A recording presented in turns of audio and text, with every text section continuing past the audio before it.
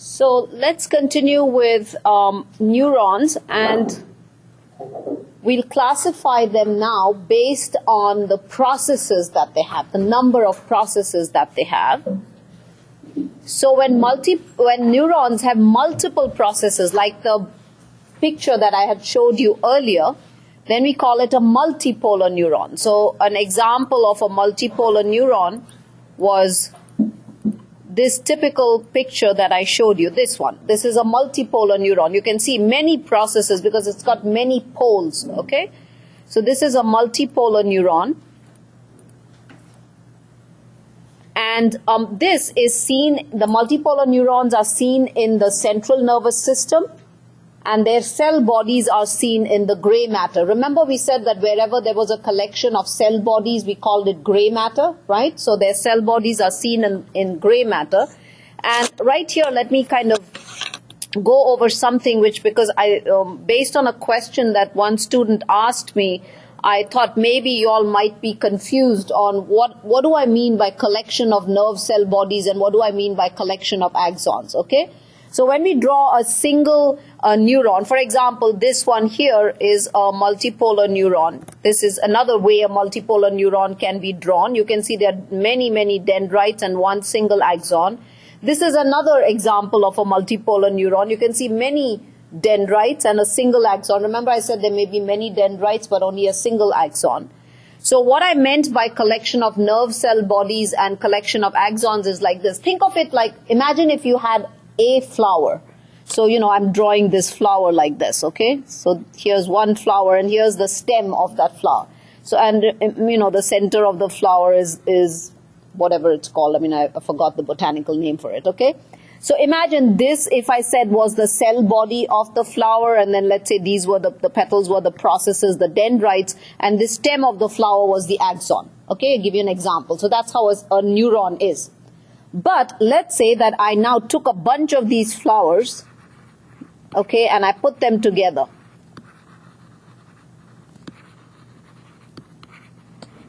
And what do I have? I have all these stems together, right? Now this bunch I can call it a bouquet, right? I can give it another name. I can say a bouquet, or I can say a bunch of flowers, right? Or I can say a posy. Do you understand? So how I'm giving it a bunch of names? Same thing holds true wherever you have the neuron cell bodies collected together. Instead of just simply saying a collection of neuron cell bodies, we give it a different name. We call it gray matter, or we call it cortex, or we call it a nucleus. And now this bunch of stems, I mean, I don't know anything, but let me just say bunch of stems if we gave it a different name. So, you know, in neurology, the bunch of axons together, we could have just said a bunch of axons. Instead of just saying that, we call it white matter, or we call it a nerve, right? Or we call it a tract. So do you understand what is the difference? Okay, a single neuron has these various parts, dendrites, cell body, and an axon.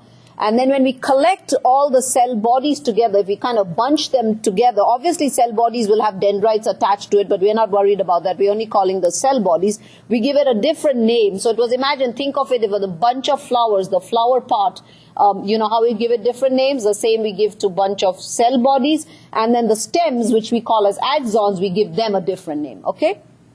So multipolar neurons are the ones like this, which could be drawn this way, or, you know, you can even draw a multipolar neuron this way.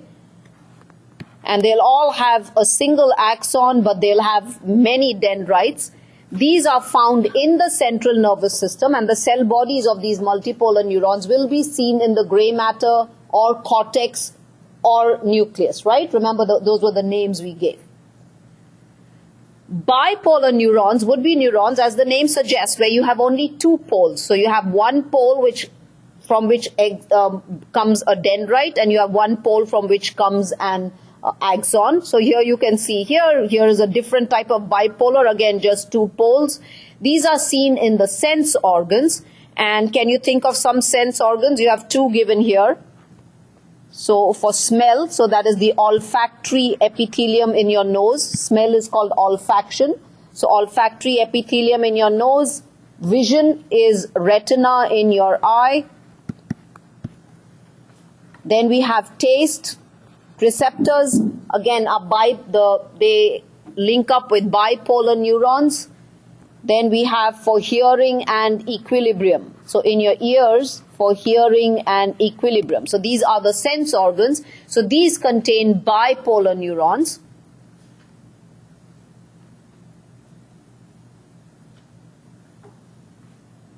Pseudo-unipolar. So this is called pseudo-unipolar because it's not truly unipolar. A truly unipolar neuron would just have one process. That's why it's unipolar, one pole, right? This is called pseudo because this one pole actually then divides into two. One part becomes a dendrite and one part becomes the axon. And if you look here, you can see, so this is how it's showing you. So here is the cell body. It comes out as one process. One part, the peripheral process, continues, becomes the dendrite, and the central process also continues. They call it an axon, but it's truly something like a dendrite. And the other process goes towards the central nervous system and is the true axon, though they typically call both processes the axon, okay? This type of pseudo-unipolar neuron is present in sensory ganglia. Now again, what is ganglia? Outside the central nervous system, when you have a collection of those flowers, like I gave you an example, so remember I said all these flowers, which are the cell bodies, when you have a collection of these cell bodies outside the central nervous system, that means in the peripheral nervous system, these are known as ganglia. Okay, so another word is ganglia, right? It's something like, think of it like this, we call it a bouquet, a posy, and a bunch of flowers in English, but in French we call it something else. Okay, so then just to give you another not very good example, but something like that. So ganglia is a term used for a collection of nerve cell bodies outside the central nervous system. Okay, and here these pseudo-unipolar neurons are seen in sensory ganglia. That means they are related to sensory neurons. Okay, so they are related to sensory ganglia. When I say sensory, remember, sensory means to something where you carry sensations. Okay, so they are seen in sensory ganglia.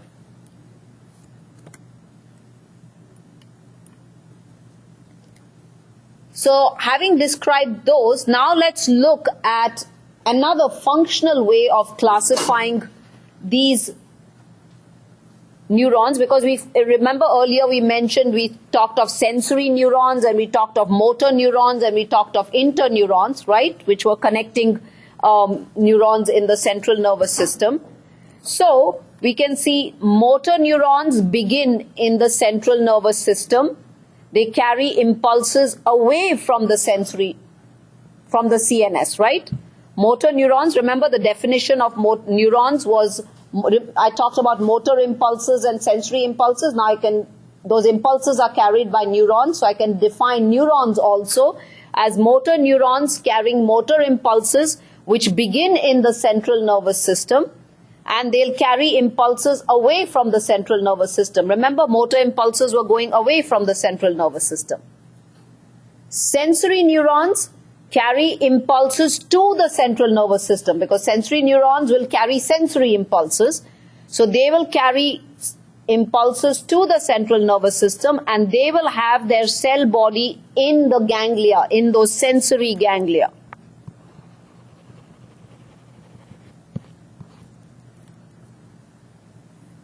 Interneurons are present only in the central nervous system. So you can see motor neurons also begin in the central nervous system. I'm going to put a bit of an asterisk here because in the autonomic nervous system, there is a slight difference, because only in the autonomic nervous system you have some motor neurons outside.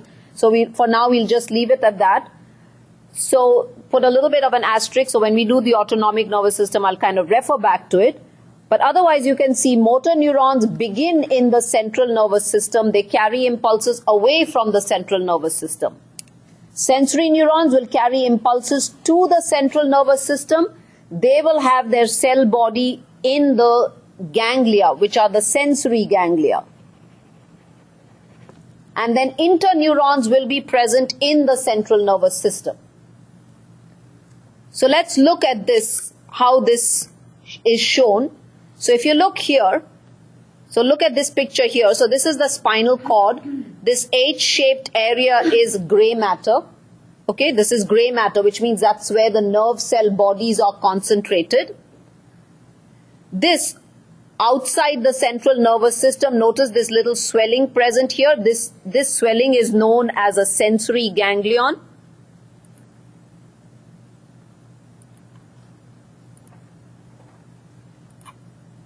This swelling here is a sensory ganglion.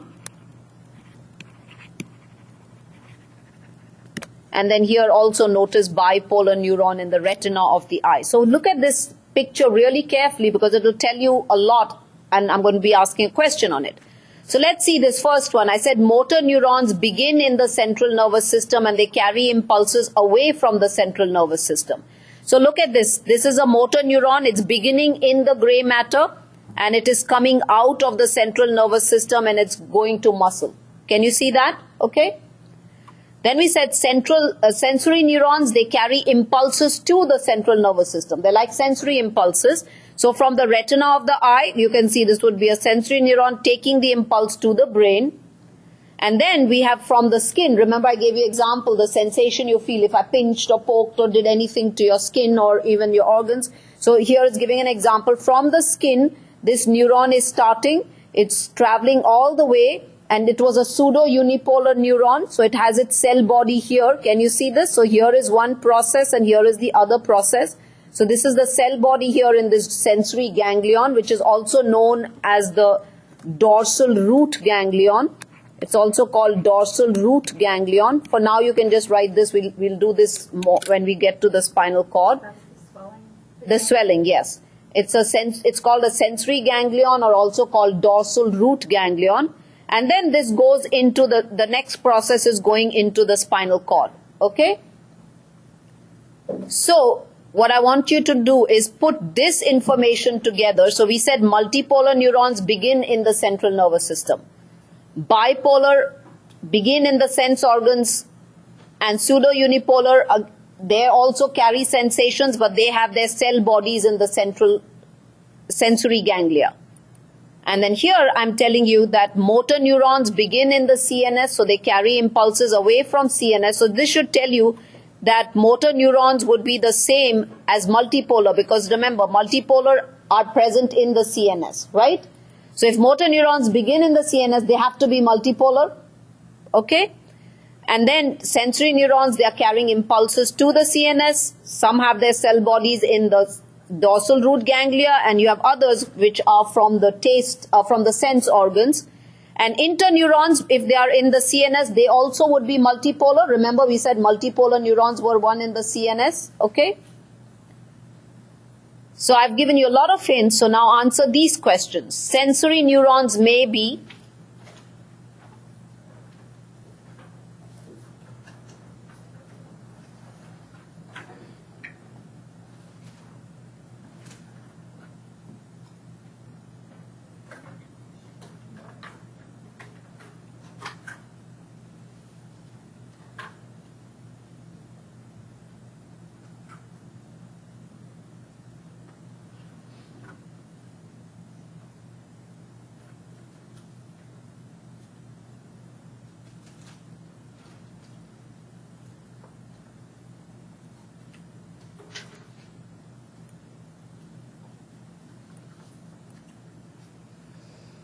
okay, so it's a kind of a widespread. Well, the correct answer is A and B.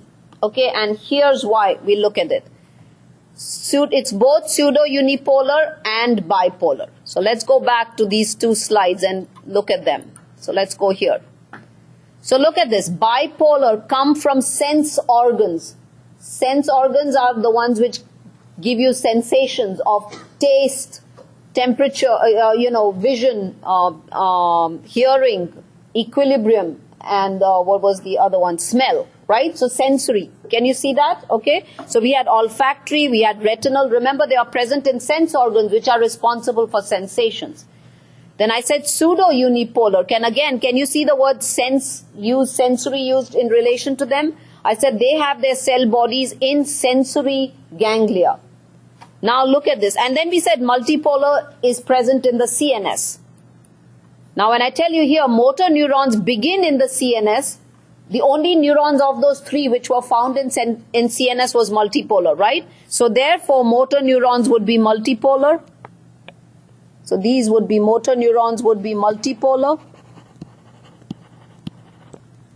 Then we said sensory neurons carry impulses to the CNS, and one of them have their cell body in the ganglia, in the sensory ganglia, which are labeled here. So can you see this? Retina of the eye taking impulses to the brain, and this is a bipolar cell. Remember, it's a sense organ. Look at this one also going towards the CNS. This is a pseudo-unipolar cell. Remember here we saw a pseudo-unipolar cell. And this is the one which has its cell body in this dorsal root or sensory ganglion. The bipolar neuron, the cell body is present within the organ itself. So therefore you can see from this that both bipolar and pseudo-unipolar are sensory in nature, right? So therefore sensory neurons may be pseudo-unipolar or bipolar. Have you followed how you kind of arrive at that conclusion? Okay? What are motor neurons now? So I gave you a hint on that. So motor neurons, think where they begin, and wherever they begin, what kind of neurons do you find there? So in this one, you shouldn't make a mistake.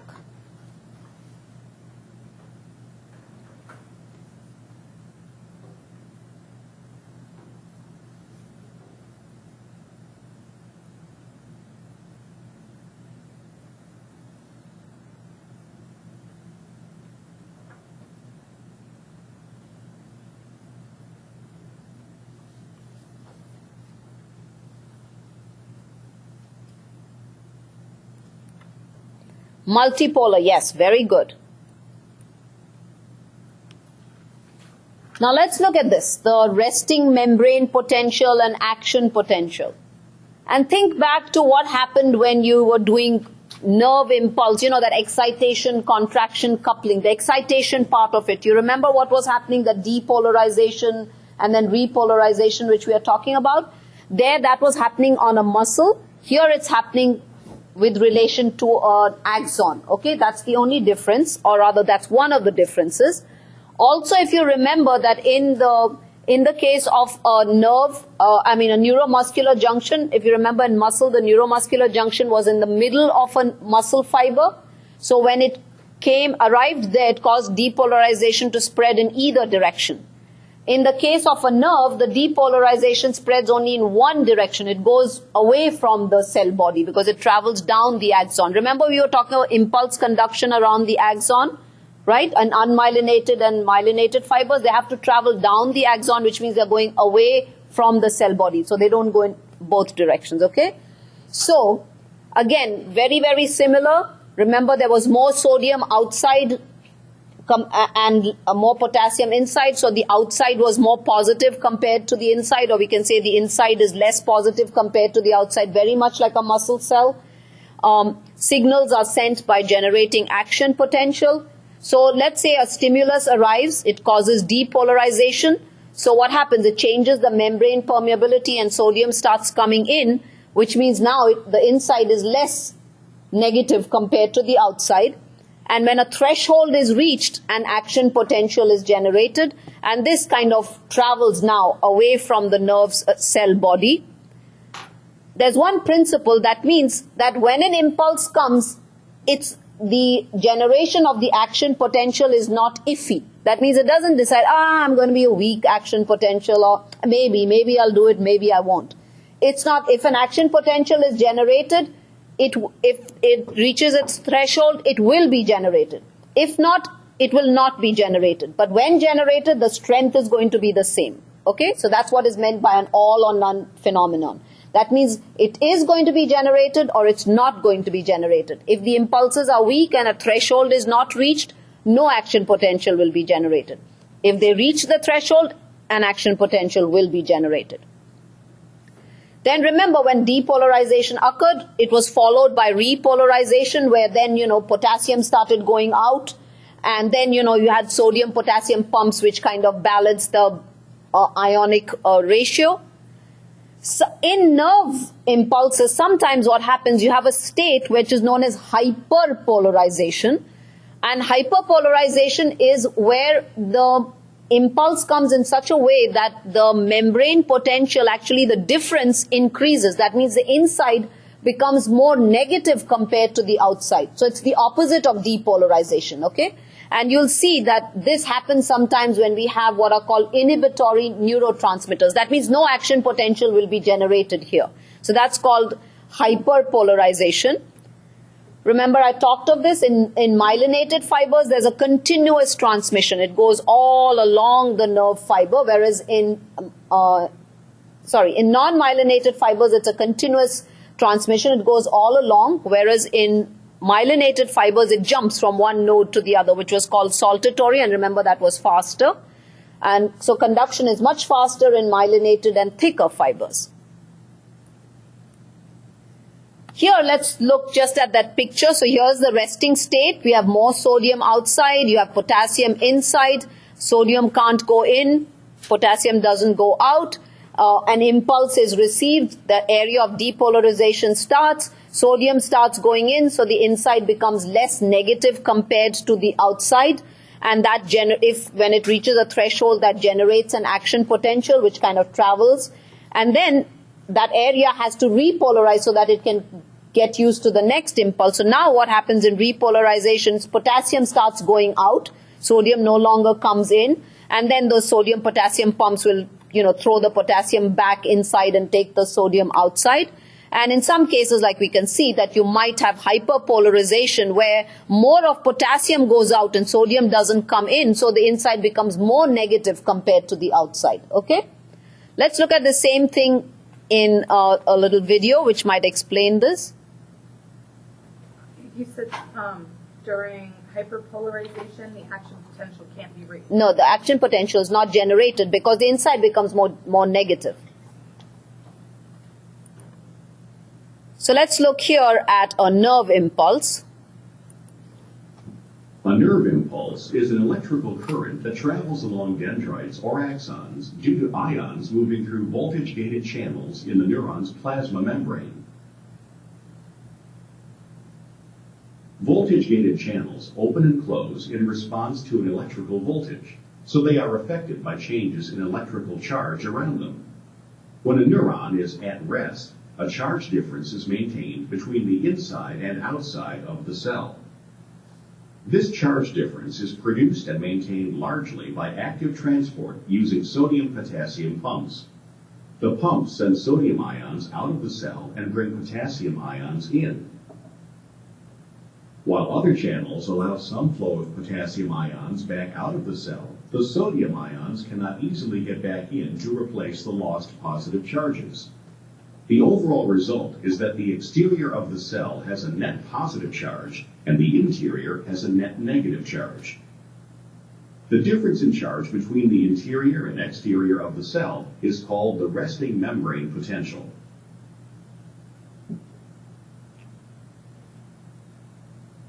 A nerve impulse begins when a stimulus disturbs the plasma membrane on a dendrite, causing sodium channels to open. Sodium ions flow into the cell, lessening the charge difference at that location. If the change is enough, it will cause nearby voltage-gated sodium channels to open. This allows so many sodium ions to flood into the cell at that location that the membrane there is depolarized, with the local region inside the cell having a net positive charge and the outside of the cell having a net negative charge. This affects neighboring voltage-gated sodium channels, which then open, moving the depolarization along the membrane. This moving depolarization is called an action potential. Changes occur behind the action potential to restore the resting membrane potential. The voltage-gated sodium channels close and voltage-gated potassium channels open. This allows a rapid flow of potassium ions out of the cell, repolarizing the membrane so that the inside is again negative and the outside positive.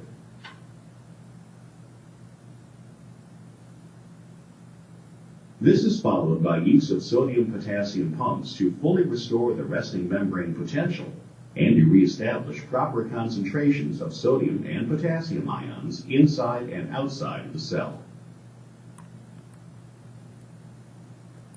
So you can see how it is very similar to what happened in a muscle cell, okay? Now here let's look at a synapse, and again you did a kind of synapse, the neuromuscular junction, so kind of recall that memory. So here it's an area where there is information transfer, so it goes from one neuron to the other across the synapse. There are two types of synapses. Electrical synapses are one which are very few in us, more in the fetal brain. And here, instead of having like a cleft and neurotransmitter release, they really have gap junctions. You remember when we did the cell, we talked of gap junctions. So things can kind of pass between them and a whole host of neurons get activated at the same time. Chemical synapses are the one that we are going to talk about. So this is very similar to a neuromuscular junction. Only thing we'll call it neural junction because it's between two nerves. So here there is a nerve before the junction and a nerve after the junction. So we will call what is before the synapse. So here we have a neuron before the junction. Here's a neuron after the junction or synapse. This is the synaptic cleft. So the one before is known as presynaptic because pre meaning before. The one after is called postsynaptic because it's after, post meaning after. The presynaptic one will be the one which will have these neurotransmitters which will release the neurotransmitter here. So this will be the axon, and then this will come into the synaptic cleft where it will attach to the dendrites of the neuron, the postsynaptic neuron, stimulate that, and then this will travel further like this, okay? Now, synapses are of different types. In other words, which area of one neuron will synapse with which area of another. This one which I showed you here is that of a typical synapse, which is between the axon of the presynaptic neuron and the dendrite of the postsynaptic. So if I was to draw this, so imagine here is one neuron. And this becomes, remember, the axon terminal. And then this synapse is on another neuron like this. So it's between axon and dendrite. So we'll call this an axodendritic type of synapse. Okay? Quite a lot of synapses are like this. Another one would be where the axon, instead of synapsing on the dendrite, the axon actually could come and synapse on the cell body itself like this.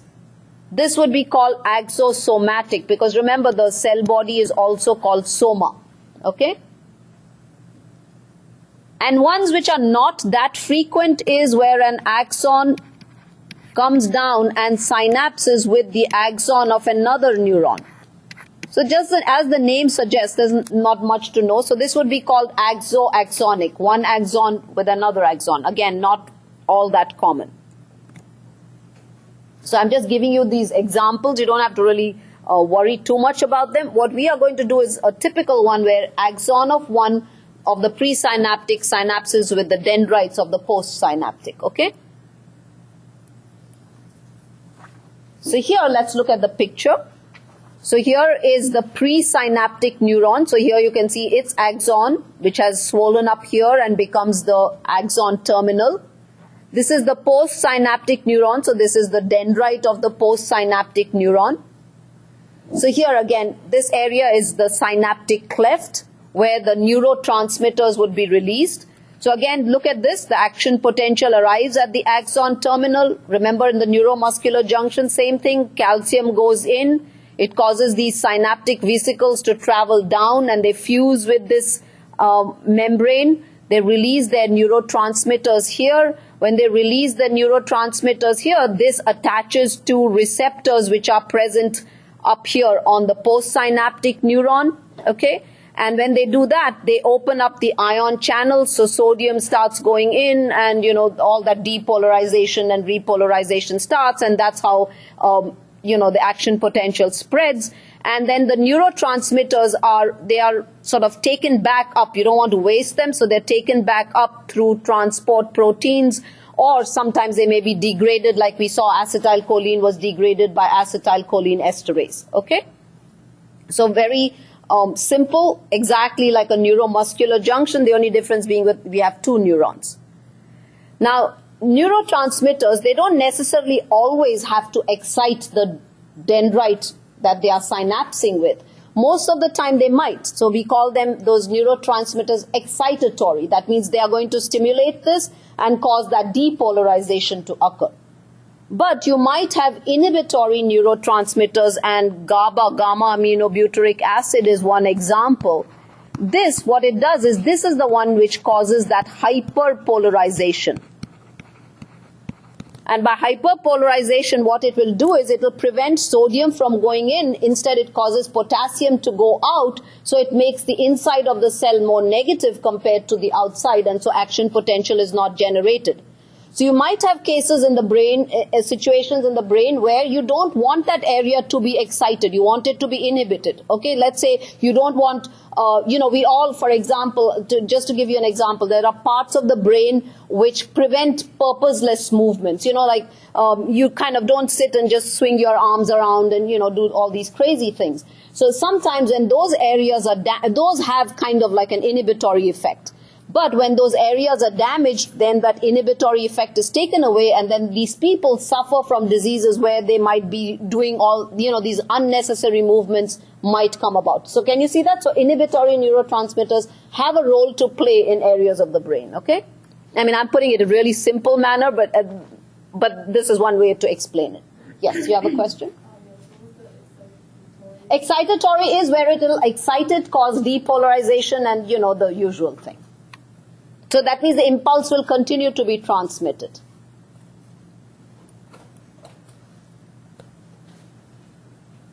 So that now you've got a general idea of the nervous system. So make sure you kind of read through all of that, make little flashcards, and, kind of be very, very sure about things. Like, don't put too much effort into action potential and all of this. I would much rather have you understand what is the nerve cell body, or what are collections called, how the impulse is transmitted, what is myelin, what produces myelin, all the nerve cells and all of that, okay?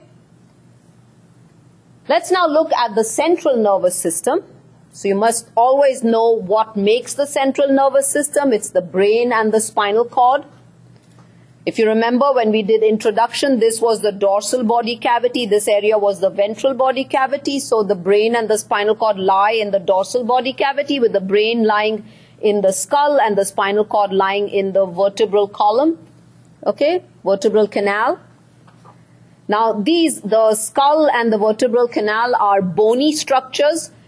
Brain and spinal cord are soft tissue. You cannot just plump them in there and expect that, they will be well protected. But the point is, if you shake about a little bit, you can have soft structures hitting against hard bone and you could have tearing.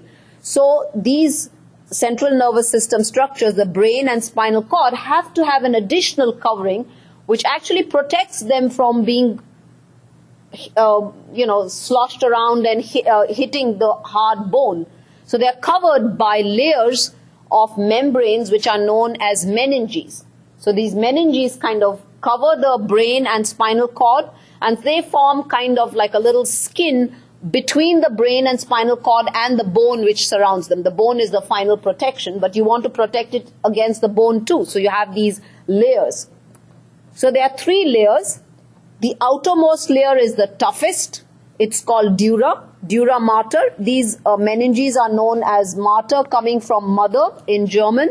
So they're like, they're kind of protective. So that's why they're called mater. So dura is the outermost, and it is the toughest layer. It's made of tough fibrous tissue. Arachnoid is the in-between layer. The word arachnoid, what does it remind you of? Spider, exactly, arachnoid. So actually the arachnoid mater you will find is spider web-like.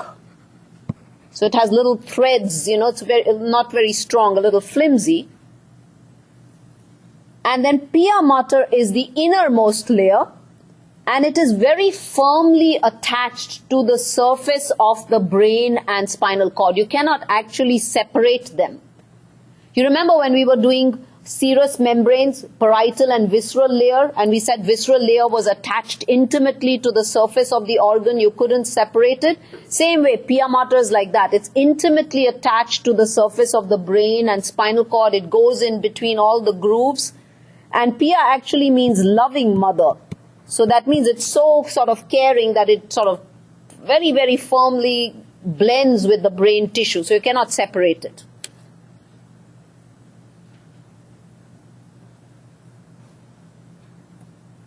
A little bit about development. So these meninges are on the outside of the brain. So let's look a little bit at the brain. So you can read through this. The brain develops from a primitive tube. So in the body, initially there was a tube which was formed, and we'll call this the neural tube. So let me draw the neural tube like this, something like this. So it was a tube, which means it had a cavity, and here was a thin layer of nervous tissue which kind of surrounded that cavity. This cavity was filled with fluid which is called cerebrospinal fluid. Okay?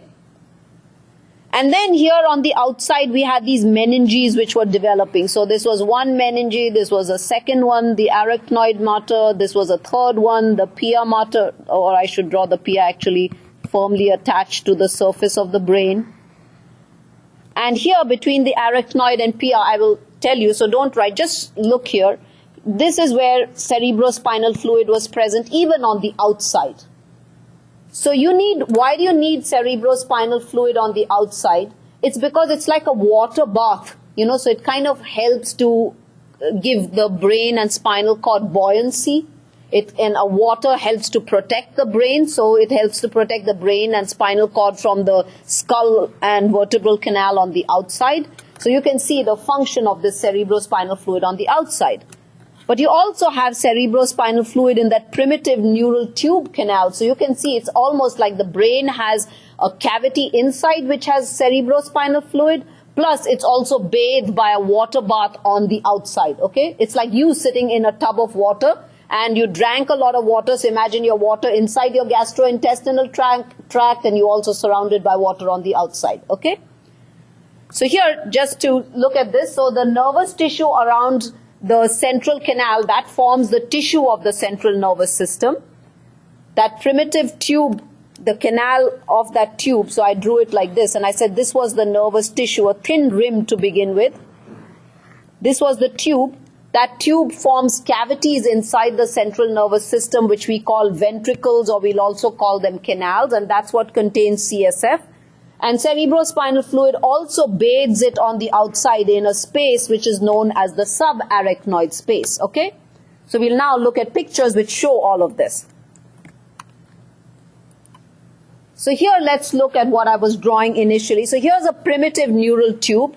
So this is the tube, and this is a very thin layer of nervous tissue. So in the beginning when it was forming, we had very few neurons really, very little nervous tissue. Most of it was a cavity filled with cerebrospinal fluid. The tube started growing, and when it started growing, it got little swellings. And the nervous tissue also began to increase in thickness. Okay, so can you see here? It kind of started growing. So you forget all this. It started growing into different parts. So instead of being like a straight tube, it got highly kind of convoluted, and that's how you get the brain that we have now. And these are the various parts which it forms, okay? So these, you come back to look at this. We'll be doing each of these parts, but I'll always come back to this to know what are the various parts that you see here. And in these parts which are formed, the primitive canal is represented by these little ventricles and canals. Remember I said that the primitive tube forms cavities inside the brain which we call ventricles, or we call it a canal, okay? So let's look at this. So this was the tube to begin with. Now it became a little bit swollen, got even more swollen and started getting like, little processes on the side. Then it folded on itself. Can you see that? And then when it folded, it finally forms this huge adult brain. So when it gets to form this huge adult brain, this little blue structure, this tube, it will actually lie inside the brain up here. It'll be present inside the brain, and it'll have its own sort of little way, which we'll see later. So this cavity will also go along with the folds, because this cavity is going to be inside like this. Do you understand? Okay? So this is that cavity inside the brain, and at different parts we label it differently. In some areas we call it lateral ventricle, and some we call it third aqueduct, and so on.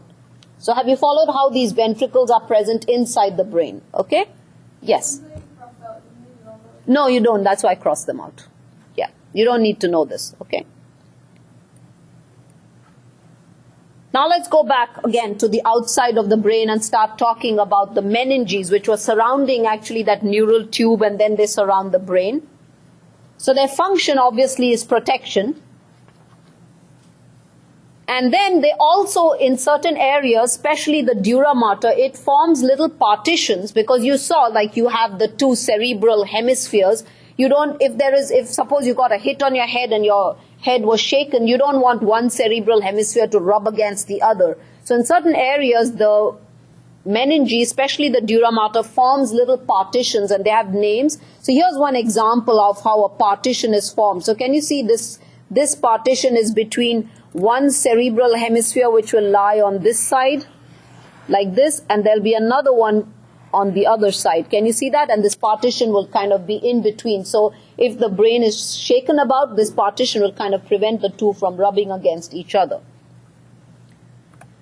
So let's look at the layers. We have three layers. We have dura mater, we have arachnoid mater, and then we have pia mater. Okay, so these are the three layers. So let's first look at dura mater. So dura mater is actually made up of two layers, but in most areas, those two layers are fused to one another. So in most areas, they're fused to one another. So if I kind of try to draw a cross section at this part here, so imagine this is one layer of dura mater. It's called the periosteal layer. And this is the second layer. It's fused to it. So you can't really separate it. It's fused to it. From here also I'm drawing, it's fused to it.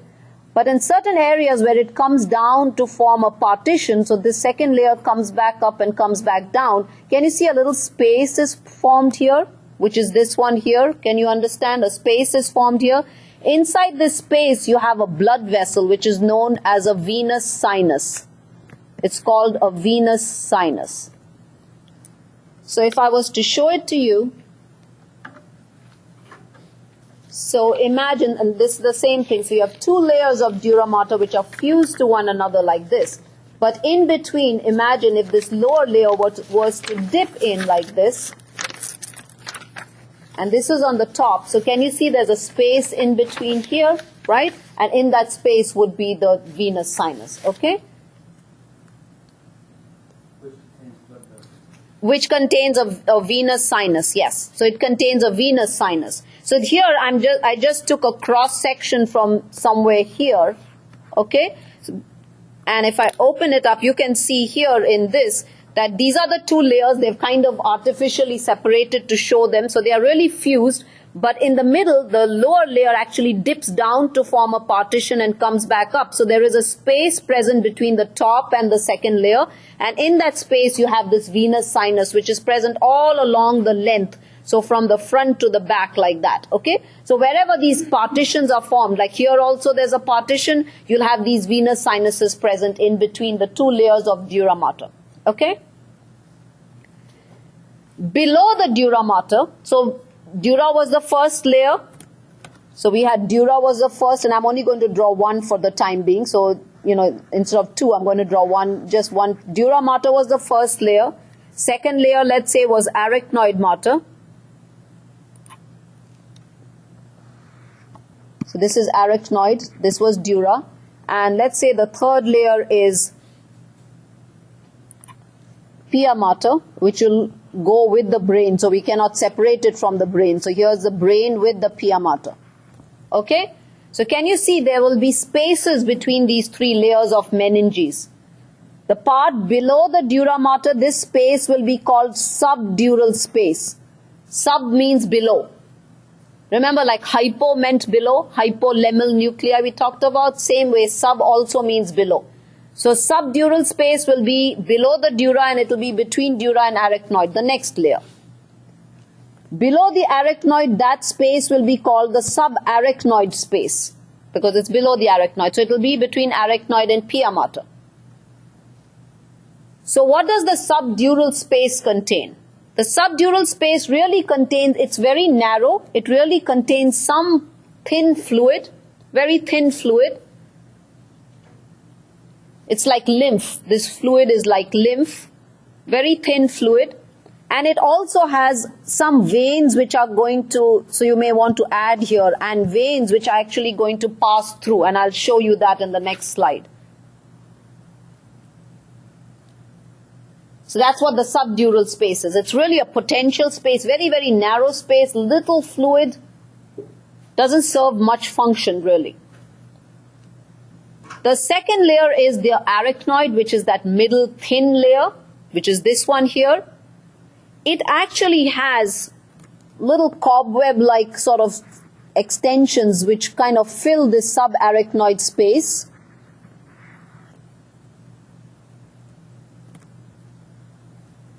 And this arachnoid mater, so here if I was to draw, and again if I was to show you this, remember I said the dura mater had like two layers, so in between them you had that venous sinus. So if I draw a venous sinus here, this arachnoid mater, and again all of this will become more clear when I show it to you in the next picture, this arachnoid mater actually has little projections which pass through and they open into these venous sinuses.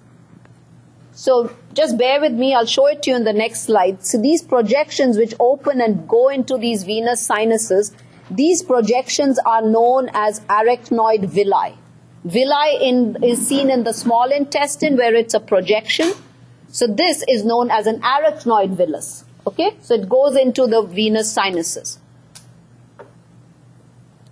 This is the space, the subarachnoid space. As I said, it has this cobwebby extensions of the arachnoid mater. This is the space which contains the cerebrospinal fluid. This is the water bath on the outside. This is the protective water layer on the outside. And in that cerebrospinal fluid, you have blood vessels present which go to supply the brain. So these are known as cerebral blood vessels.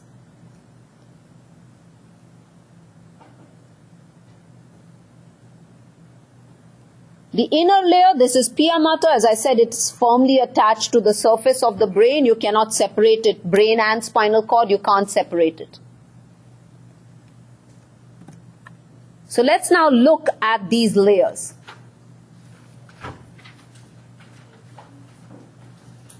So this is a section taken from the part of the skull here. So you take a coronal section. So here is the skin of the scalp, here is the periosteum, here is the bone, and here are the two layers of dura mater. So these are the two layers of dura mater that they have separated so beautifully in a diagram. You really can't separate them like that actually. And you can see they even call it a periosteal and a meningeal layer. For most part, can you see that they are fused with one another? But in a particular area where those folds or partitions are formed, this meningeal layer actually comes down and then goes back up. So it leaves a little space where you have this venous sinus. This lies along the sagittal suture, so it's called the sagittal sinus. Okay, so this is the dura mater. This narrow space below the dura mater is the subdural space. So can you see this? This is the subdural space. Just a little bit of fluid is present there. And a blood vessel which is actually connecting this cerebral blood vessel to the venous sinus. So you can find some blood vessels, veins passing through. So you can see some of these veins passing through this subdural space. Next layer is this cobwebby layer. This is the arachnoid mater. So see this arachnoid mater. And this arachnoid mater sends out this little projection called an arachnoid villus, which you can see opening into this sinus. And there's a reason why it opens, which you'll soon see. And then this layer here is the pia mater, where you can see firmly adherent to the surface of the brain. It goes into these little convolutions of the brain too. So you cannot separate it from the brain. And between the arachnoid and the pia mater, this is the subarachnoid space, sub meaning below arachnoid. Notice it has blood vessels here. These are the cerebral blood vessels. So the subarachnoid space has CSF and the cerebral blood vessels. And this, you can see from this picture, this subarachnoid space is the one which is surrounding the brain on the outside. This is the one which is forming the water bath for it on the outside, right? The tub that you were sitting in, okay? Are we good so far?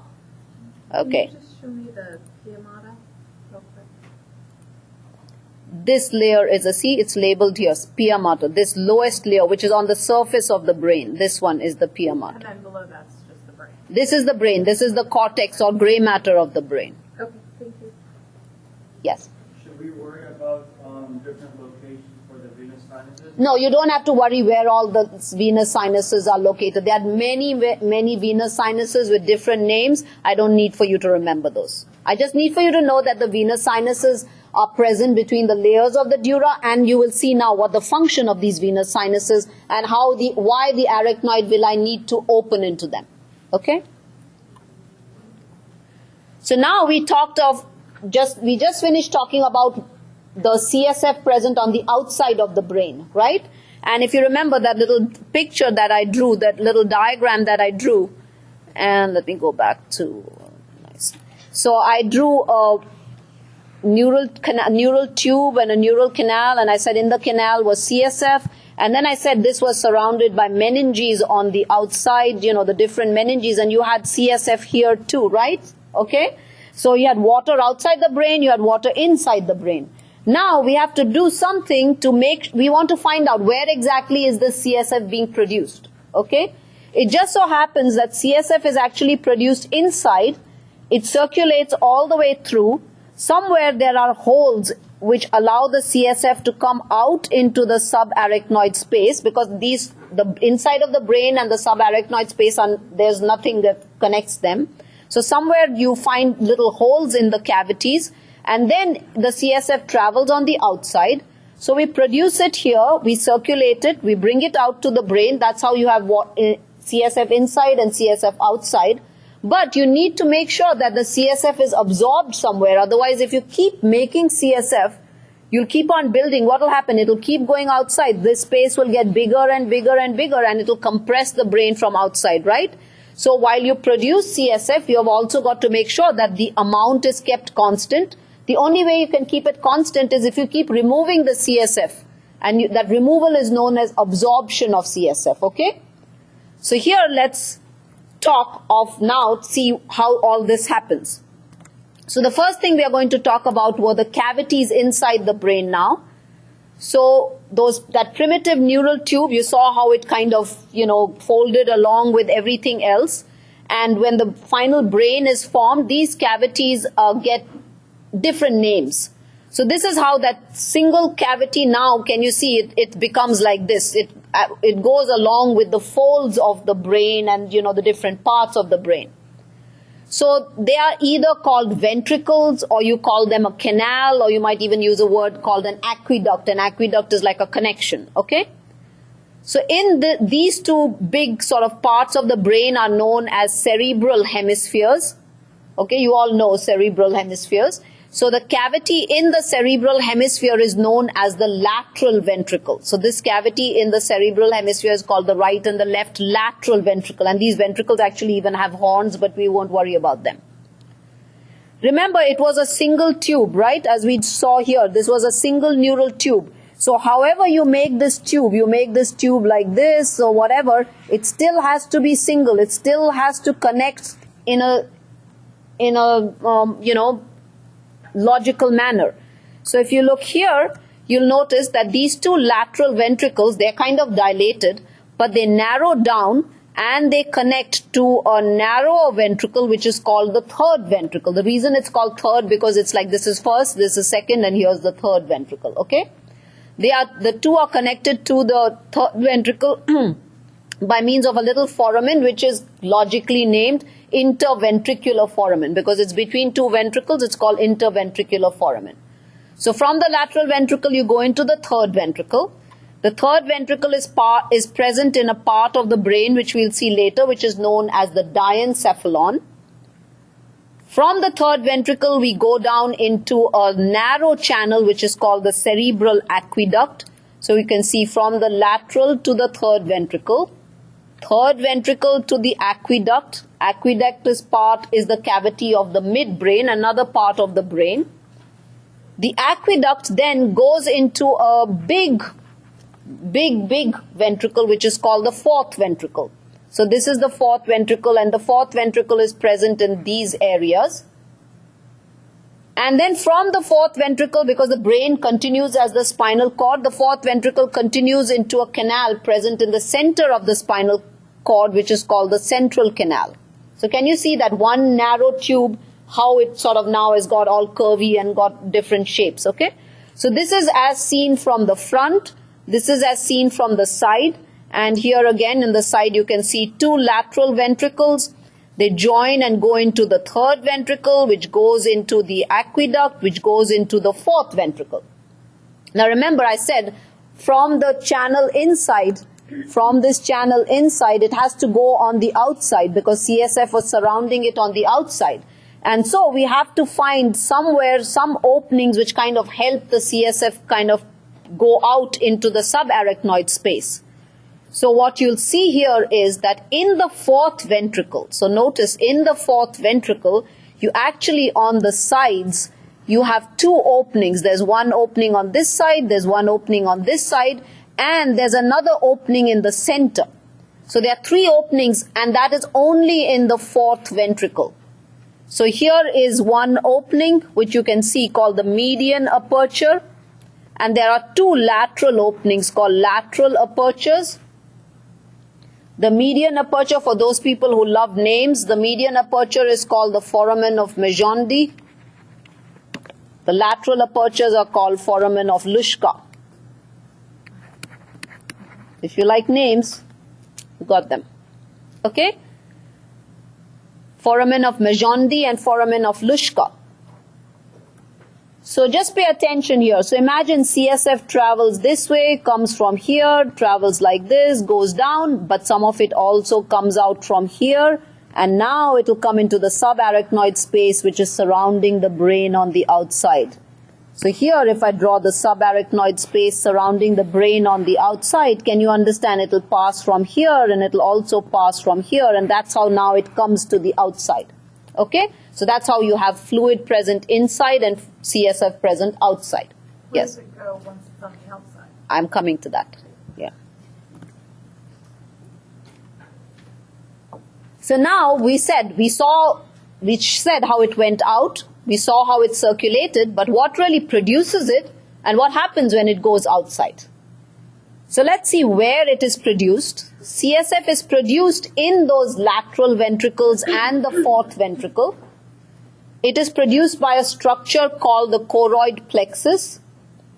I don't know how many of you remember, but when I talked about ependymal cells which were lining the ventricular cavities, I said those ependymal cells help to produce CSF.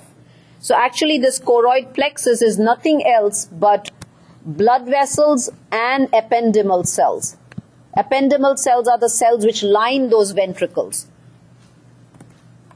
So the CSF in the lateral and the fourth ventricles is produced by this choroid plexus. It circulates in the ventricle, so from lateral it goes to the third, then it goes to the aqueduct, then it goes to the fourth. Then notice from the fourth it comes out into the subarachnoid space. Some of it will go into the central canal. So notice it's coming out into the subarachnoid space. So that's how it comes into the subarachnoid space. And then once it's in the subarachnoid space, you remember the arachnoid mater had that little villus, which we called arachnoid villi, which were opening into the venous sinuses. So the CSF from here goes into the villus. The villus actually has a little, if you see a villus, it actually looks like this. It has a small little opening in it. So imagine there's a little opening in it. So from here it will travel into the vein. So that's why those arachnoid villi were opening into the vein, so that the CSF could drain into the vein and the veins remove it from the skull. So it keeps being produced. Some of it keeps getting removed so that the amount is kept constant. You never want it to increase in amount, because if it did, then it would cause pressure. Your intracranial pressure would rise, right? So you need to know this, what it is produced by, how it circulates, how it passes out into the subarachnoid space, and how is it absorbed. Okay? And all of this is given really well up here. So let's look at this quickly. And this shows you a very nice picture, a very nice video on how it's produced. So notice produced in the choroid plexus, circulating through the ventricles, canal, out through the foramina into the arachnoid space, and then through the arachnoid villi. When they are enlarged, they are called granulations. It goes into the venous sinus, and then the sinus removes it from the skull. Okay? So is that why when somebody has meningitis, they will go for a spinal tap? Well, when someone has meningitis, the reason they do a spinal tap is because they want to see, is it viral or bacterial in origin, if there's any bleeding or anything like that. But, which we'll come to the next thing, is that if production, circulation, or absorption, in any case, any of these is affected, what will happen? CSF may be produced and it's not getting reabsorbed properly, it's somewhere it's getting blocked. You will end up with too much CSF production, which leads to a condition known as hydrocephalus. In meningitis, the reason you worry is because meningitis means an inflammation. Wherever there's an inflammation, that tissue becomes sticky. So whenever there's meningitis, either arachnoid villi could become sticky, and they could become absolutely congealed, so their reabsorption would be affected. Or if the apertures in the ventricles, imagine those areas get blocked, then you can't have it going into the subarachnoid space. So we're always worried about the after effects of meningitis. But the reason you do a lumbar puncture is spinal tap is to see what cells are present, and whether if you want, you can culture it and so on. Not to see not to do anything about the travel of the CSF. Okay. So this is, like I said, if anywhere there is a blockage or too much production, too little absorption, you will end up with this thing which is known as water in the brain called hydrocephalus. Yes? So you said the CSF escapes. So if you won't be this condition, where does it go after this? Well, it goes, CSF, actually the consistency of CSF is very similar to plasma. So it goes into the bloodstream. So it just adds to the blood volume. It goes into the vein. The veins all lead to the heart. So it joins the blood circulation. And, Okay.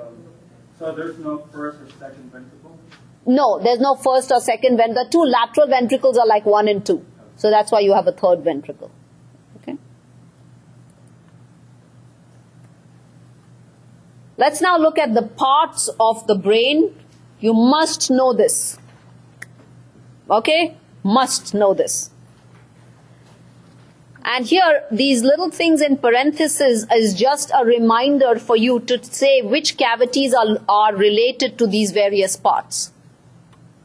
So these little things here are just telling you which cavities are related to these parts, okay?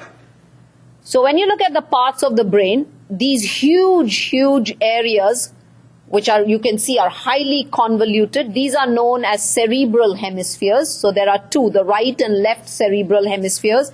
These are also known as cerebrum. It's also called cerebrum. So cerebrum or cerebral hemisphere is the same.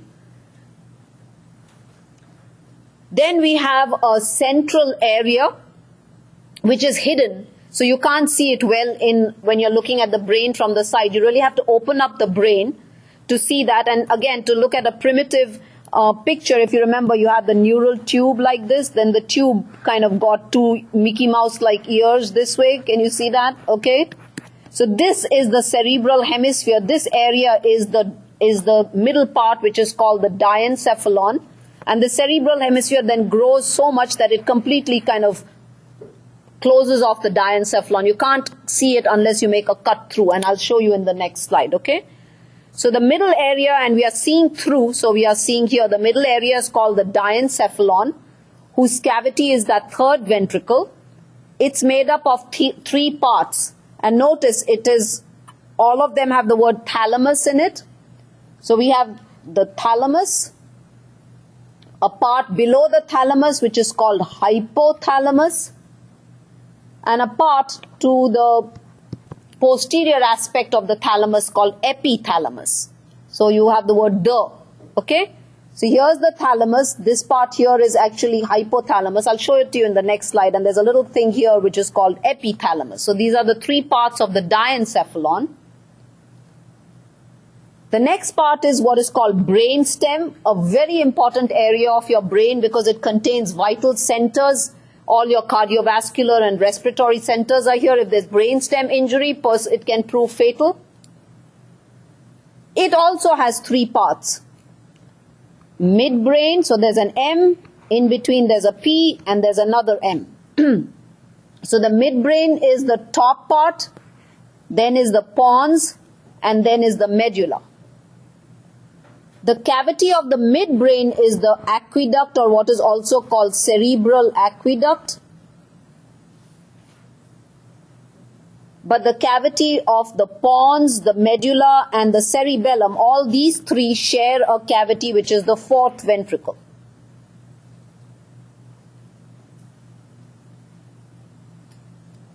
Okay, so you might want to write here lateral ventricle, diencephalon is third ventricle, cerebellum is fourth ventricle, midbrain is the aqueduct, pons is fourth ventricle, medulla is fourth ventricle. Okay? It's very simple. This, unfortunately, you have to memorize this. Can you say that again? I'm sorry. It's all up here. What is that? The lateral ventricle in the cerebral hemisphere, same thing. Here, I've just wrote it here. Oh. Diencephalon, third ventricle. Cerebellum, fourth ventricle. Midbrain, aqueduct. Pons and medulla, fourth. So I just, all this, and this is how whenever you get a slide, just kind of put it up here on the picture too, so then it'll help you. Now here, if we look at a sagittal section of the brain, so if I cut the brain right in the middle, then now I can actually see inside and see some of the cavities, and I can also see parts of the diencephalon. So look here, this is one cerebral hemisphere. And one very important thing between the cerebral hemispheres is that if you look, again, if you looked at the primitive neural tube, which was like this, and then it grew these Mickey Mouse ears like that, and then this, kind of overgrew this way, and then the diencephalon was somewhere here in between. The two cerebral hemispheres are actually connected to each other, right? And they're connected by a very thick band of nerve fibers or axons which pass from one hemisphere to the other. So if I drew it like this, and this was another hemisphere, there's a band which sort of goes from one hemisphere to the other, which helps to transfer information from one to the other. So from here to here, or the other way around. That thick band of white matter is known as corpus callosum. This helps in what is called transhemispherical transfer of information. That means from one hemisphere to the other, you transfer information. Some parts of your brain are responsible for doing certain things. Other parts on the opposite cerebral hemisphere don't have that dominant a function related to that. But sometimes you might find that when people lose function of one side of the brain, they slowly recover, and probably quite a few times it's because of this transhemispherical transfer of information which goes to similar areas, so it gets stored there, and so that wakes up. Now it's like a backup that's being done, then that wakes up, and that's how the person is able to recover. So here let's look at, so here we can see the cerebral hemisphere. Then look at the diencephalon. The diencephalon parts were the thalamus. So again, notice third ventricle. So this area is the thalamus, this little egg-shaped area. Below the thalamus, this area here, hypothalamus. So this is called hypothalamus. And then this little area on the sort of lower and posterior side of the thalamus, this area is what is called epithalamus. It has an important gland called the pineal gland. And the cavity, so this, we've actually opened up the third ventricular cavity. The lateral ventricle would be inside here. We can't see because unless I scoop the brain out, I won't be able to see. So the lateral ventricle is somewhere here like this. This area here is called the midbrain, and here it's labeled, so you can see here this part is the midbrain. Both these areas, this on the side and even this is the midbrain. Below the midbrain is this part which is called the pons. This area is called the medulla. And then just notice how the third ventricle becomes the aqueduct.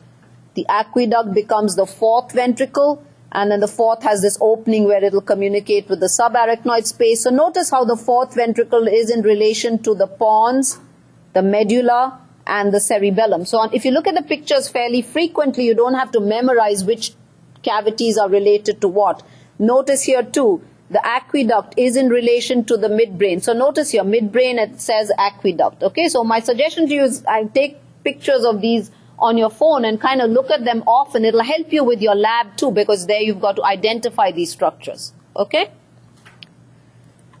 Okay, let's stop here.